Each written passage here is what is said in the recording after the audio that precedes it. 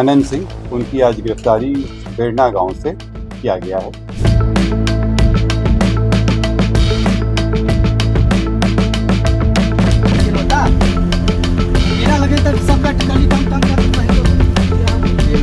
ये हमारी गाड़ी के साथ क्या किया आनंद सिंह के समर्थकों द्वारा, समझे। ये लोग जो सोचते हैं ना कि गरीब को दबा लेंगे, ये दबने वाला नहीं है।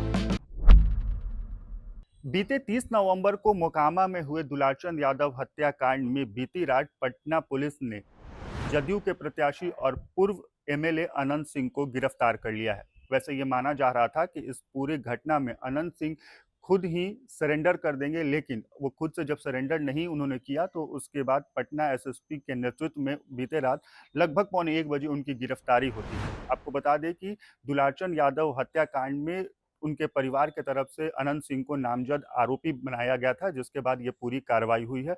अनंत सिंह के साथ ही 3 लोगों की और भी इस मामले में गिरफ्तारी हुई है। आप इस पूरे मामले में सुनिए पटना एसएसपी और डीएम क्या कुछ कह रहे हैं। अवगत हैं कि 30 तारीख को एक गंभीर घटना घटी थी और जो दुर्भाग्यपूर्ण था कि इस तरह की घटना नहीं होनी चाहिए थी।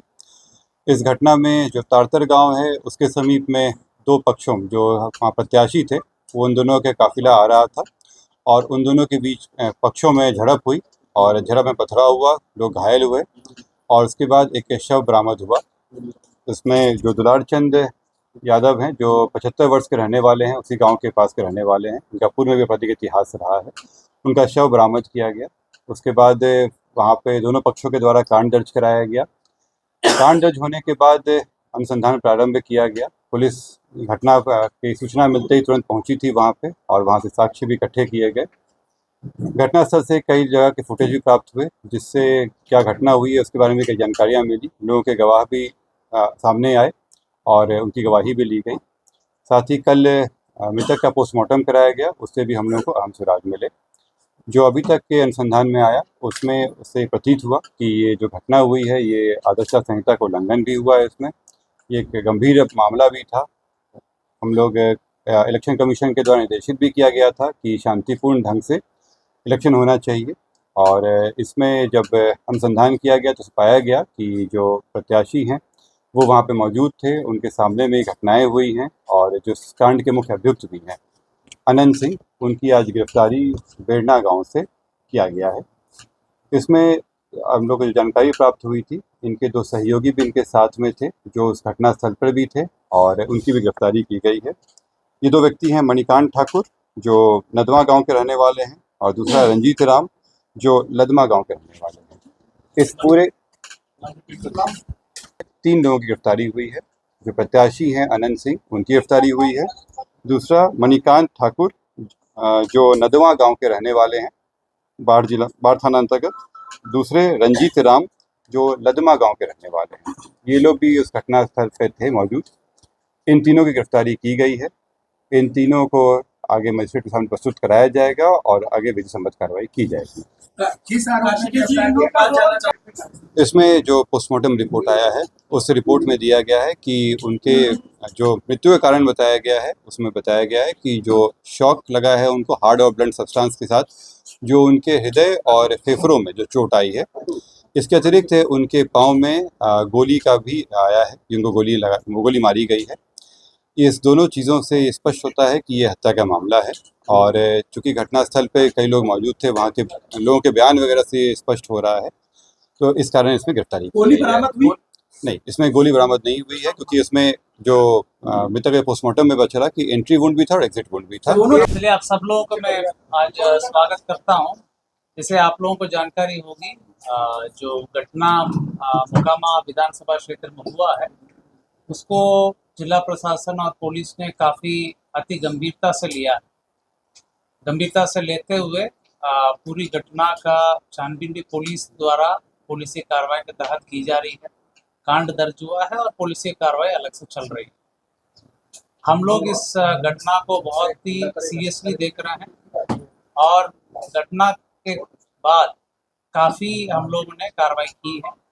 आज जो गिरफ्तारी हुई है इसके संबंध में एसएसपी साहब और केस के संबंध में आपको बताएंगे।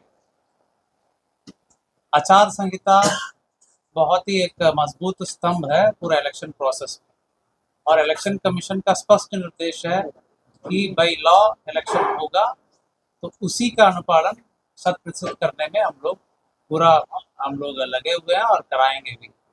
कोई भी असामाजिक तत्व किसी भी प्रकार की प्रयास करेगा कानून तोड़ने का, आचार संहिता तोड़ने का, या किसी भी प्रकार की इन्फ्लुएंस करने का कोशिश करेगा, तो उनके विरुद्ध कठोरतम कार्रवाई की जाएगी। हम लोग 100% आर्म्स डिपोजिशन करने के लिए आदेश दिए हैं और लगातार जल्द से जल्द जितने भी लीगल आर्म्स हैं वो भी डिपॉजिट हो जाएंगे। चेकिंग पॉइंट्स हर विधानसभा में 50 के ऊपर पॉइंट्स बनाने के लिए निर्देश दिया गया है, जिसमें CAPF के माध्यम से भी चेकिंग कराई जाएगी।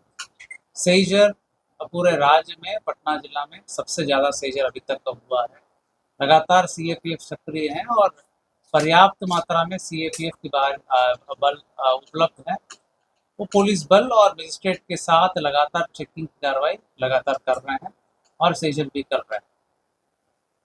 आचार संहिता के संबंध में सभी पदाधिकारियों को पुनः निर्देश दिया गया कि किसी भी प्रकार के अगर उल्लंघन होगा, उनके विरुद्ध कठोरतम कार्रवाई किया जाना है।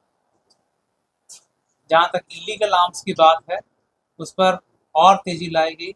जहाँ जहाँ आवश्यकता हो CAPF को भी यूज करके उस पर छापामारी की जा रही है, और जहाँ पर भी ऐसे सूचना मिलेगी वहाँ पर हम लोग छापामारी करके कांड भी दर्ज करेंगे, उक्त असामाजिक तत्वों को जेल भेजने का काम भी करेंगे।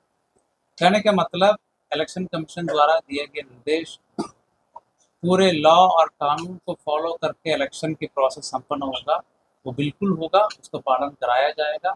उसमें कोई भी बाधा उत्पन्न करेंगे, उनके विरुद्ध कठोरतम कार्रवाई की जाएगी। तो जैसा कि आपने सुना कि इस पूरे मामले को लेकर के विशेष जानकारी पटना SSP और पटना DM ने दी है। साथ ही उन्होंने ये भी कहा है कि इस पूरे मामले में अब तक 80 लोगों की और भी गिरफ्तारी हो चुकी है। तो हम कुल मिलाकर ये कह सकते हैं कि जिस तरीके से बीते दिनों मोकामा का जो माहौल खराब हुआ था, उसके बाद प्रशासन का ये सख्त एक्शन हो सकता है, ताकि लोग अपने घरों से आराम से निकल के शांतिपूर्ण मतदान कर सके। बाकी इस खबर पर आपकी क्या राय है, कमेंट बॉक्स में लिखकर जरूर बताएं। इसके साथ ही बिहार चुनाव से जुड़े और भी खबरों को देखने के लिए हमारे चैनल को सब्सक्राइब करें। वीडियो फेसबुक पेज पर देख रहे हैं तो पेज को लाइक करें और फॉलो करें।